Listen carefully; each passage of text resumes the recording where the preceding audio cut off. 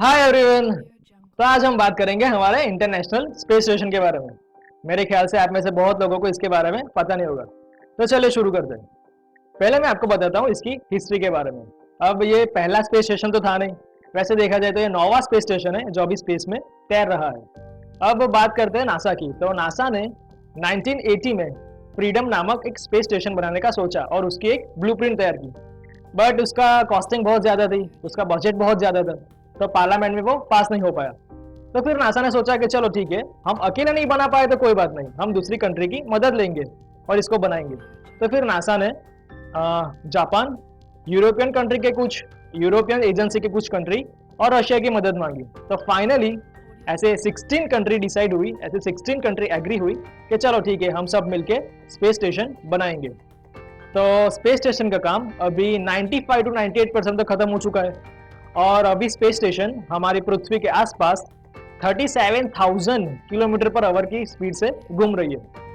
तो अभी बात करते हैं पर्पस की, ये उनका मेन पर्पस क्या था ये बनाने का। तो पहले तो साइंटिस्ट ने बोला कि कुछ चीज़ें ऐसी होती है पृथ्वी पर कि ग्रेविटेशनल फोर्स के वजह से वो पृथ्वी पर बन नहीं पाती।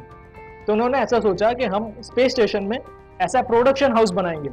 अब मैं आपको एग्जांपल लेके बताऊं तो उसमें क्या होता है कि अगर पृथ्वी पर ग्रेविटेशनल फोर्स के हिसाब से अगर आप बैरिंग बनाने जाओ तो बैरिंग पूरी गोल बन ही नहीं पाती।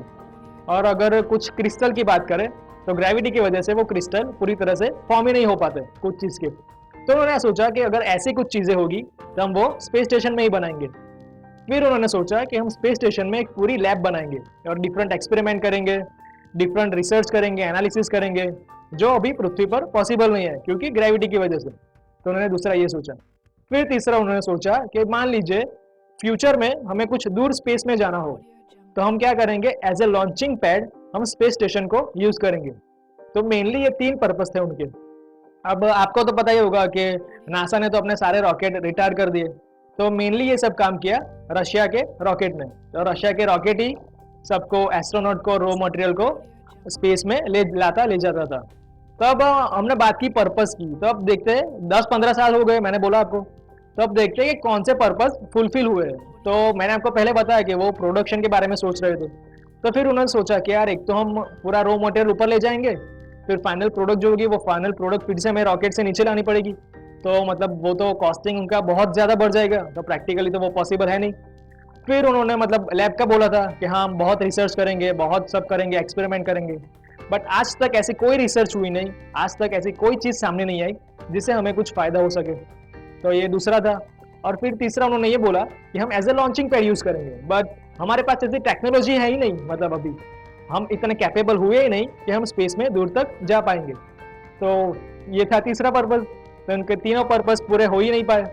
तो फिर अब ये लोग सोच रहे हैं कि यार हमारे तीनों पर्पज़ पूरे हो ही नहीं रहे और मेंटेनेंस कॉस्ट भी डे बाय डे बढ़ रहा है। तो फाइनली उन्होंने डिसाइड किया कि अब इस प्रोग्राम को हम आगे कंटिन्यू नहीं करेंगे, इस प्रोग्राम को हम डिकंटिन्यू कर रहे हैं और ये स्पेस स्टेशन को हम पृथ्वी के महासागर में गिरा देंगे। तो फाइनली कुछ सालों बाद, मतलब आज से कुछ सालों बाद, फाइनली वो स्पेस स्टेशन को पृथ्वी के महासागर में गिराने वाले हैं।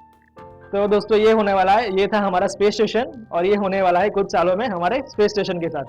तो आई होप आपको पता चला होगा स्पेस स्टेशन क्या है और उसके साथ क्या होने वाला है। तो दोस्तों आपको वीडियो अच्छा लगे तो लाइक करना, शेयर करना और सब्सक्राइब करना। मैं कल फिर आऊँगा नई वीडियो के साथ, नए टॉपिक पर। तब तक के लिए बाय।